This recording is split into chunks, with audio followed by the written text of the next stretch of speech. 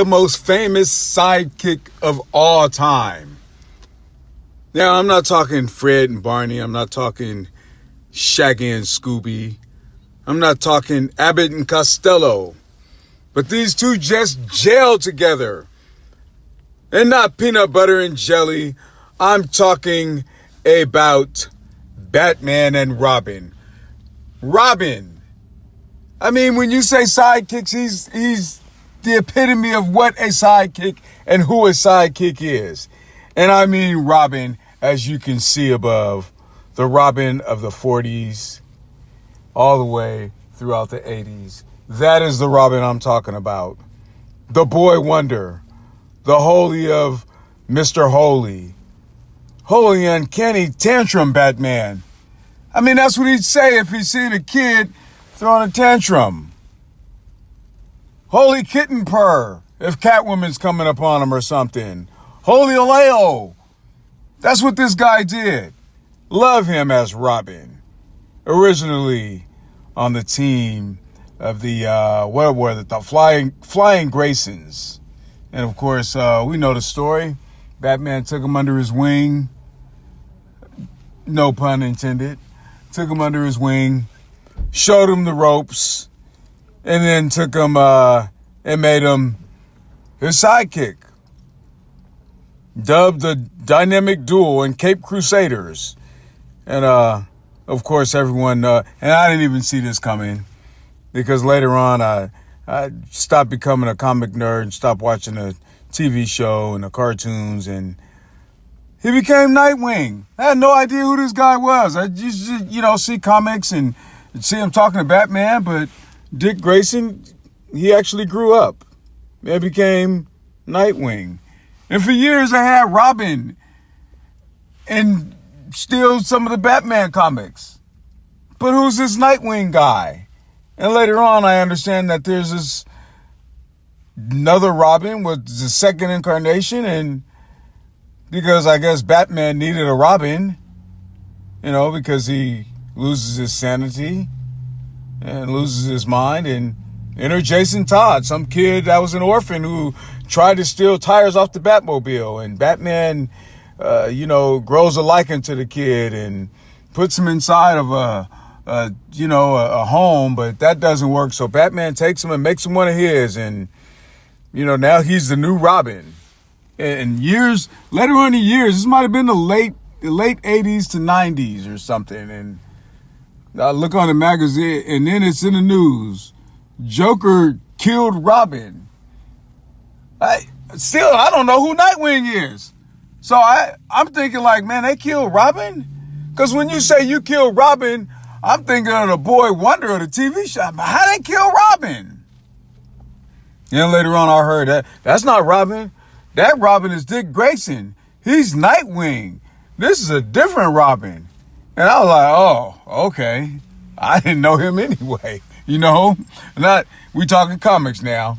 So later on, Joker beats him to a pulp with a crowbar and leaves him in a warehouse, and then he blows up. And of course, some type of way, Batman has him, and he's holding him, and he's dead. But then he comes back as this guy called, was it Red Hook or something? Red. He comes back as somebody. I think a Red something, Red Hook, I think it is. And so he becomes a vigilante himself. So there you go. You got Nightwing. Dick Grayson becomes Nightwing, and this guy Jason Todd becomes Red Hook, who's a vigilante of some sort. And then they got this other Robin. Then they got a third Robin. And I was lost at this point in time, because I'm like, why even have any more Robins? If you're just going to kill them all, and not that you killed them all, you just created them and they became different superheroes. I guess Robin always has to grow up. But then they got this guy, Tim Drake, who grew up watching the Flying Graysons, which is Dick Grayson's parents and himself. And he finds out Dick Grayson is Nightwing because he has great detective skills, and he becomes his friend, and he trains with him. And then uh, Dick Grayson, who's Nightwing, introduces him to Batman because Batman is going down this dark path again and needs a Robin. And so then he becomes Robin, and he's one of the best Robins there is because his detective skills are just as good as Batman's, and he listens and he can fight in combat. But what does he do? He grows up and he wants to retire. But not retire. He wants to be his own person. So he becomes Red Robin. And from what I understand, a couple of these guys have become Red Robin and used it at some point in time. The Dick Grayson was even, it just gets all over the place. And I can't even believe I'm about to announce this fourth Robin, if you even want to call this fourth Robin a Robin. And I might hear something in the comment section, but I'm sorry. I grew up, Robin was a guy. And now we have Stephanie Brown, who was a girlfriend of Tim Drake. She becomes Robin. And, and Batman just wasn't keen on the idea. And he allowed it because Tim Drake was, advocating for her. But she didn't listen. She did the opposite of what he told her to do. Go figure. And not because she's a woman, in case you guys want to jump on me in the comment section.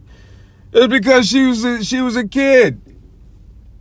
And Batman was like a father figure to her, trying to help her.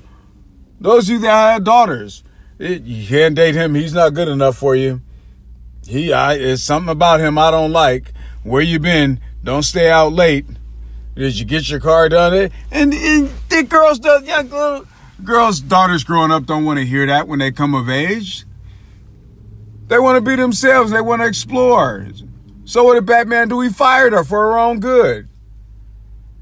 He didn't want to see this kid get killed. This little girl trying to be Robin.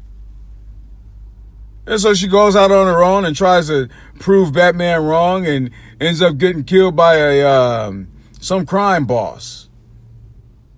Oh, but stop the press. She returns later because her death was faked of some sort. So go figure. At this point, I'm just like, why didn't they just leave Robin alone?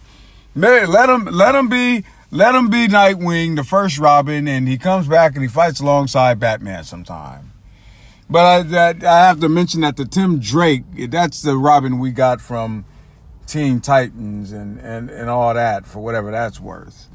And then, of course, the last one is Damian Wayne. So Batman had a fling with Ra's al Ghul's daughter, and later on, and not to his knowledge, not knowing, she drops him off on the doorsteps of the Batcave and leaves the kid when he's like 13 years old. And he's been trained by a League of Assassins by Ra's al Ghul, and he's violent and reckless and no discipline and doesn't listen and has no friend and wants to do his own thing and kind of sounds like Batman, doesn't it? And that's his own way. So Batman does the right thing as a father and saves his own son from his own fate and from becoming like him. And, the story goes on, and you got all these different Robins, and the Robins have different names, Nightwing and Red Bull, and I think the girl even had a name called Pointless or something.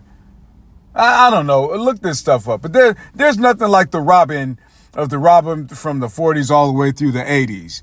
Now, you see him looking up there, right? I just look at him. That's the Robin I'm talking about. But that's just my rant on Robins. Hey, drop me a comment in the comment section on your favorite sidekick. This is the Waters Rant.